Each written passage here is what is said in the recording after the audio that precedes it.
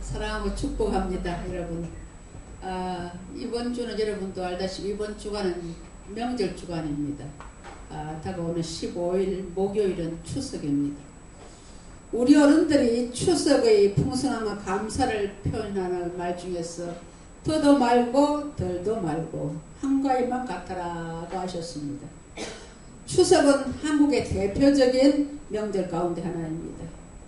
정확한 유래는 전해지지 않았지만 문헌에 있는 것을 보면 신라 유리왕 9년에 안육부의 여성이 이제 두 편으로 나누어서 두 왕녀를 각각 그 편에 우두머리를 세워가지고 음력 7월 16일부터 배를 짜게 해서 한 달 후인 8월 15일 날 이렇게 승부의 판정이 나면 진 편에서 이긴 편에게 음식을 대접하고 희소곡을 부르어 노래와 춤으로 즐겼다라고 합니다. 이것을 가배라고 했답니다. 가배. 그래서 우리 가배가 오늘날 가위에 해당되는 것으로 전해지고 있습니다. 사실 명절은 참 좋은 날 아닙니까? 이 명절이 우리 현대인들에게도 꼭 필요한 날이기도 합니다. 제가 어려서 명절 때가 되면 명절에 대한 설렘이 있었습니다. 그래서 달력에다가 명절 날을 표해놓고 그날을 손꼽아 기다렸습니다. 왜 그러냐 하면 그때는 먹을 것과 입을 것이 그렇게 풍성하지 않았지 않습니까? 명절이 되면 새 신을 신고 새 옷을 입고 먹을 것이 많고 또 친척들도 오고 밤을 새워가면서 서로 정담을 나누고 그런 행복한 기억이 있습니다. 지금도 그때를 생각하면 그때가 참 좋았다 그런 생각이 듭니다. 그 추억을 가지고 살아가는 것만도 여간 행복한 것이 아닙니다. 사람은 추억을 먹고 살아가는 존재입니다. 그래서 고향을 굳이 찾아가려고 애를 쓰기도 합니다. 그곳에 추억이 묻혀있기 때문입니다.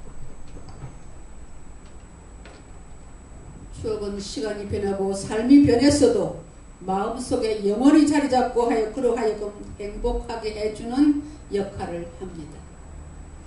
그런데 오늘 이 시대는 그 기대도 없고 설렘도 없고 명절이 무슨 날인지 모른 채 살아가고 있는 현대인이 많이 있습니다. 더 나가서 고향도 없고 추억도 없고 정서도 없이 살아가고 있습니다. 명절 때만 되면 길을 쓰고 고향을 향해 찾아가는 사람들의 심정을 이해하지 못합니다. 그러므로 오늘 신세대들은 기다림도 설렘도 없습니다. 그런 대신에 인터넷이나 스마트폰에 영원히 팔려있으니 그 삶이 얼마나 삭막합니까? 명절은 하나님 하늘에 감사한 날이며 또 가정의 결속을 다지는 날이기도 합니다. 신명기 16장 14절에 보면 절기를 지킬 때는 너와 내 자녀와 노비와 내 성중에 거하는 레위인과 객과 고아와 과부와 함께 즐거워하되 라고 말씀합니다. 그 말씀의 의미는 가정이 결속하는 것이고 이웃과 민족이 결속하라는 것입니다. 당시 사회적으로 소외되고 경제적으로 기반이 없는 이스라엘의 3대 약자는 노비와 고아와 과부였습니다. 이 약자들은 모든 명절 때마다 결코 잊어서는 안 될 부류였습니다. 그래서 이스라엘에서는 모든 축제 때는 이 같은 부류들을 초청하여서 동참시켰습니다. 그것은 과거 애굽에서 비참한 노예 생활을 겪었지만 지금은 하나님의 은혜로 풍성한 축복을 누리게 된 것에 감사하는 마음의 표현이게 되었습니다.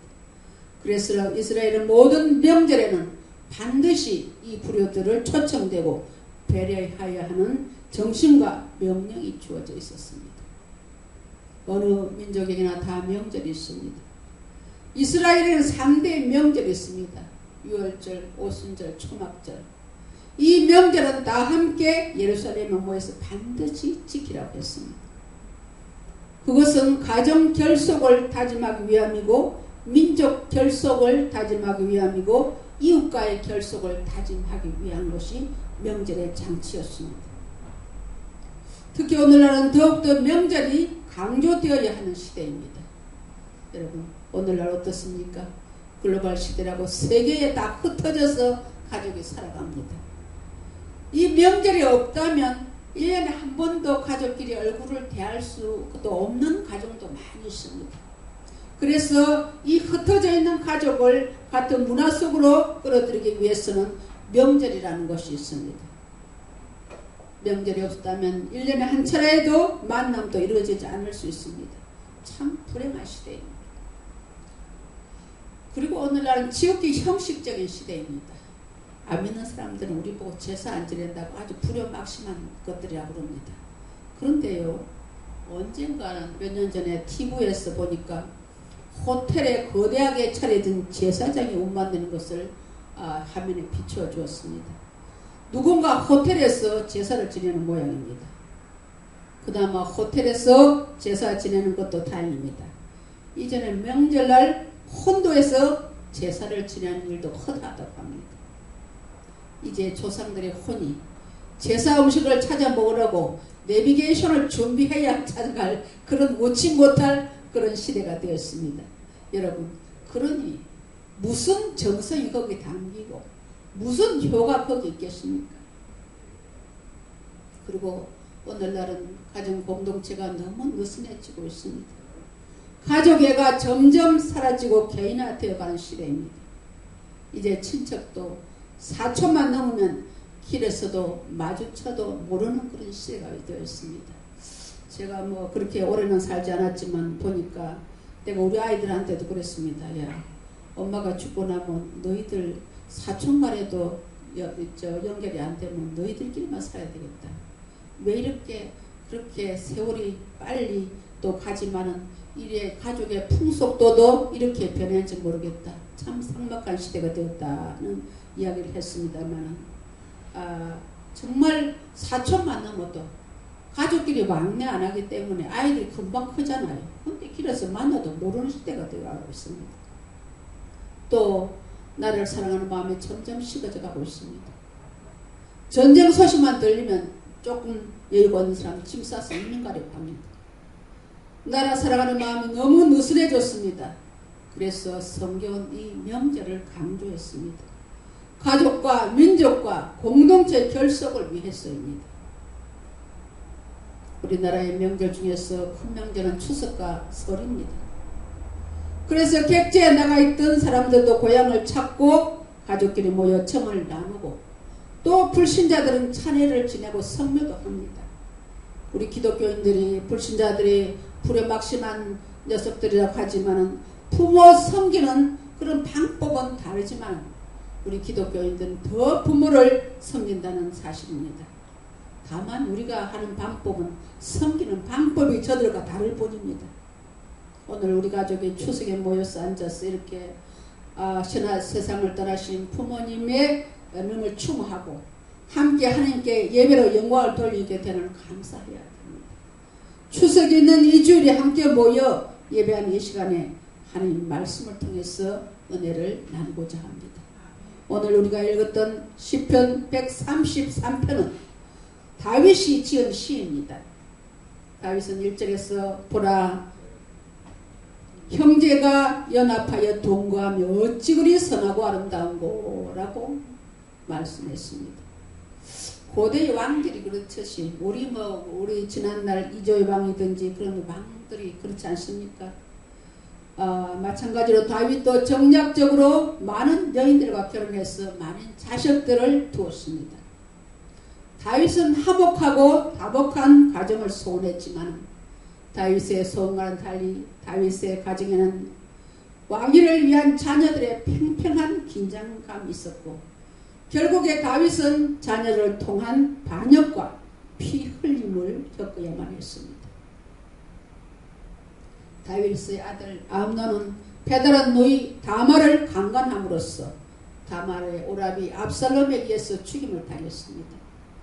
그리고 그 압살롬은 아버지의 왕위를 찬탈하려고 해서 또 죽임을 당했습니다.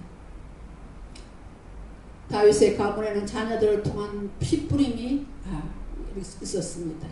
이런 상황에서 다윗은 형제가 하나 되고 형제가 함께 살아가는 것이 어찌 그리 사랑스럽고 아름다운고 라고 말한 것입니다.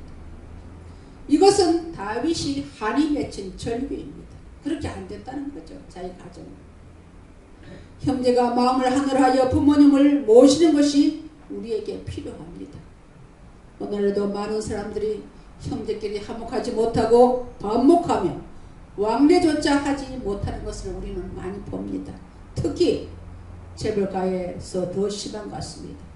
그래서 성경은 돈을 사랑하며 일만하게 뿌리라고 한 것 같습니다. 만몬, 돈이라는 신이 저들을 갈라먹었습니다. 오히려 가난한 사람들이 더 우애가 있는 것 같습니다. 성경은 특별히 우리 믿음을 가진 하나님의 자녀들에게 주도 하나이어도 하나 믿음도 하나이고 세례도 하나이고 하나님도 하나이시니 라고 말씀하시면서 서로 반목하고 미워하지 말고 하나 되고 서로 사랑할 것을 말씀하고 있습니다. 다윗이 그렇게 선망했던 것도 형제가 하나 되어 한 울타리에서 사는 것이었습니다. 이것이 부모의 마음입니다. 우리 가족과 모든 형제들이 서로 하나 되고 함께 살아가며 부모님을 모시는 모습이 있어야겠습니다. 또한 우리는 부모님의 사랑과 희생을 묵상하고 부모님 남기신 뜻대로 우리가 살았는가를 반성하며 온 형제가 마음을 합하여 부모 모시기에 최선을 다해야 할 것입니다. 그러한 사람에게 복이 있다고 오늘 본문은 말씀하고 있습니다. 이 복은 비단 육신의 복뿐만 아니라 영생하는 복도 겸한 줄 믿습니다. 3절 하반절에 보니까 여호와께서 복을 명령하셨나니 곧 영생이로다 라고 했습니다. 형제가 하나 되고 화목하고 한 가정을 이루고 이렇게 사는 것은 영육간의 복을 받는다는 말씀입니다. 이런 복받는 우리 성도님들 되시기를 주의 이름으로 축원합니다. 네. 형제가 연합하여 동거하면 풍성함이 있습니다. 형제가 동거하고 연합하는 데는 두 가지 복을 말씀하고 있습니다. 2절에 보니까 머리에 있는 보배로운 기름이 수염 곧 아론의 수염에 흘러서 그의 옷깃까지 내린 같고 라고 말씀합니다. 첫 번째 머리에 기름이 수염을 타고 흘러내려서 옷깃까지 이르는 모습을 말하고 있습니다. 이것은 흘러내리는 은혜의 축복과 풍요로움을 말씀하고 있습니다. 머리에 기름이 수염을 타고 옷깃까지 흐른 풍성함처럼 형제가 하나 되어서 사랑하는 곳에 부족함이 없는 넘치는 풍요로움을 경험하는 것이 하나님의 은혜입니다. 또 3절에는 뭐라고 말씀합니까? 헐몬의 이슬이 시온의 산들에 내린 같도다 라고 말씀합니다. 시온의 산 위에 내린 헐몬의 이슬과 같다고 했습니다. 갈릴리 바다 북쪽에는 있지 않은 헐몬산이 있는데요.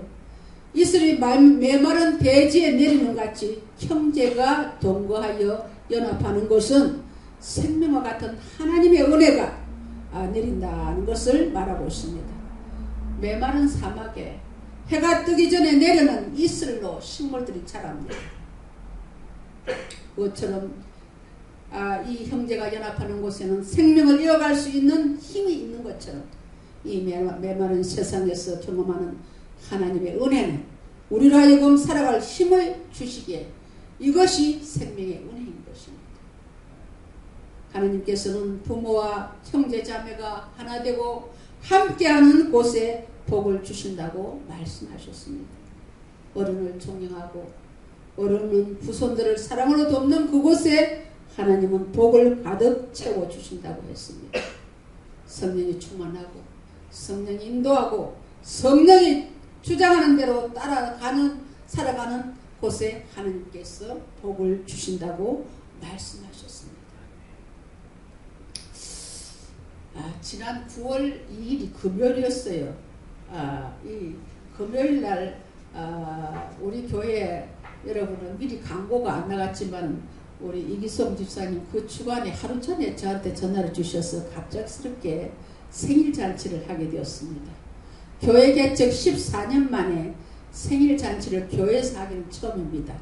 바로 저기 앉아 계시는 우리 이찬용 집사님의 95회 생신을 교회에서 감사 예배로 드렸습니다. 아들, 손자, 며느리 한 30여 명이 와서 교회에서 예배를 드렸습니다. 그래서 제가 백발은 영화의 면류관이라는 제목으로 설교를 했는데 왜 백발이 면류관이냐 하면 95세면 여러분 1세기를 거의 가까이 살아오신 분입니다. 장수하게 하셔서 백발이 면류관이고 그 중에서도 예수 믿게 하셔서 그게 백발이 면류관이에요. 30명 가까운 자손들이 한 사람도 예수 안 믿는 사람 없이 다 예수 믿었어. 얼마나 효도하게 하시니 감사하다고 그런 말씀을 드렸습니다. 예배 중에 저희들이 순서지를 만들어서 가족 특송이 있었습니다. 가족 특송회를 할 때에 온 가족들이 나와서 정말 찬양을 하는데 참 사회자 자신이 은혜를 받았습니다. 제가 목회 14년 동안에 온 가족이 30명 가까운 가족이 다 예수 믿고 그 아버님 생신에 특송을 하는 건 처음 봤거든요. 얼마나 감사한지요. 6남매를 두셨는데 아들, 며느리, 손자 4대가 그 자리에서 예배를 드리고 했는데 제가 생각할 때 개척교회 하나만 하다 그런 생각을 했습니다. 그래서 이기성 집사한테 목사 하나 배출해야 되겠습니다. 개척교회 하나 하면 딱 좋겠습니다. 그런 이야기를 했습니다. 그래서 예배를 드리고 후에 저녁을 같이 하면서 들은 이야기로는 우리 이찬종 집사님의 부인 되시는 우리 권사님은 비가 오나 눈이 오나 일주일에 꼭 한 번씩 기도원에 가서 기도를 하셨답니다. 그래서 아예 비가 오면든지 눈이 오든지 해도 그 맞지 않게 하려고 비닐로 된 그 쓰개가 있었대요. 그래서 그 쓰개를 비가 와도 그냥 그거 쓰고 눈이 와도 그걸 쓰고 기도했다는 것입니다. 그렇게 했더니 6남매가 다 예수를 믿고 또 시집간 딸도 예수 믿는 가정이시고 또 아들도 예수 믿는 집에 딸을 데리고 왔어. 이렇게 한 사람도 예수 안 믿는 자녀가 없이 다 예수를 믿게 된 것입니다. 제가 생각하기에는 한 가정에 하나의 미랄이 썩어졌기 때문에 이렇게 풍성한 열매가 맺어준 줄 압니다. 그리고 오늘 그때 너무 귀해서 맥하트 사진을 좀 찍어 놓으라고 그러는데 한번 우리 이 집사님 생일잔치에 사진 맥하트 한번 구경을 하시죠. 그래서 여러분 정말 아직도 가정이 복음화 되지 않는 분들이 이렇게 가족들이 다 나오셨습니다. 예. 또 아들이 이렇게 인사를 하고 있습니다. 또 그 다음에 가족들이 나와서 특송을 부릅니다. 제일 앞에 가운데 센터에 있는 분은 큰 며느리 같아요. 예, 큰 며느리 이렇게 아들 딸들이 나오셔서 특별 찬양을 합니다. 예. 이 집사님 케이크를 자릅니다. 온 가족 이렇게 합동 사진을 찍으셨습니다. 여러분 얼마나 보기가 좋습니까? 여러분 가정들이 이런 가정이 되어서 정말 하나님 앞에 영광을 돌리기를 주님의 이름으로 축원합니다. 하나님의 최대 관심사는 가정입니다. 하나님은 가정에 대한 상당한 배려를 강조하십니다. 성경 여러 곳에서 이 가정 결석을 계명으로 또한 법으로 만드시고 강조하셨습니다. 그리고 가정 파괴범은 옛날이나 오늘이나 어느 사회든지 중벌로 다스리고 있습니다. 그래서 가정은 신성해야 합니다. 경건이 있어야 하고 튼튼해야 합니다. 아니면 삶이 흔들립니다. 여러분 부모가 서로 부부간에 불화해 보십시오. 자녀들도 불안합니다. 다 흔들립니다. 이 손에 잡히지가 않습니다. 의욕이 저하되고 기쁨이 상실되고 감사가 사라집니다. 신앙도 흔들리고요. 기도가 나오지 않습니다. 가정이 편안해 기도가 잘 나옵니다. 가정은 몸의 심장과 같은 곳입니다. 사람이 심장이 건강하면 몸 전체가 건강해집니다. 그리고 몸이 다 건강해도 심장이 불안하면 삶 전체가 균형이 깨집니다. 가정이 건강해야 그 삶이 천국을 이루고 기쁨을 얻고 감사가 주어지고 즐거움과 삶의 변화가 만들어집니다. 하나님께서 바라시는 삶이 바로 그러한 삶입니다. 그래서 하나님은 여기서 결속을 이루라는 것을 말씀하고 있습니다. 그리고 늘 교회와 성전을 바라보고 찾고 그곳을 중심으로 살아가는 사람들에게 하나님을 복을 주신다고 오늘 말씀하고 있습니다. 여러분, 명절을 지킨다는 것은 그 시대가 평안한 시대라는 것을 의미합니다. 전란 때 전쟁이 났을 때는 우리 명절을 지킬 수가 없습니다. 일제강점기 때는 우리가 명절을 지키지 못했습니다. 나라를 빼앗긴 민족이 무슨 명절이 있겠습니까? 6.25 때는 피난 중에 불안한 마음으로 피난처에서 모두 명절을 보냈습니다. 그러니 얼마나 불행한 일입니까? 유대인들도 바빌론으로 포로로 잡혀갈 때가 있었습니다. 포로로 잡혀가서 70년 동안 거기서 포로 생활을 했습니다. 그들은 명절날이 되면 강변으로 나가서 버드나무에 수금을 걸어놓고 울었다고 시편 137편 11 2절에 말씀하고 있습니다. 우리가 바벨론의 여러 강변에 거기 앉아서 시온을 생각하며 울었도다. 그 중에 버드나무에 우리의 수금을 걸어나니 라고 표현하고 있습니다. 자신들의 삶이 현재 처량하고 미래가 불투명하기 때문에 그냥 호젓한 강가에 가서 버드나무에 수금을 걸어놓고 지난 날을 생각하며 울었다고 했습니다.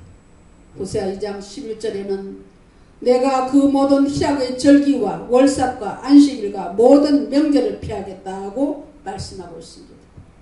명절은 국가의 전화 시에나 환란 시에는 지킬 수가 없습니다. 오늘 우리가 명절을 지킨다는 것은 오늘 시대가 그나마 평화의 시대라는 것입니다. 물론 이북의 김정은이는 수시로 미사일을 쏘아대고 있지만 아직은 평화입니다.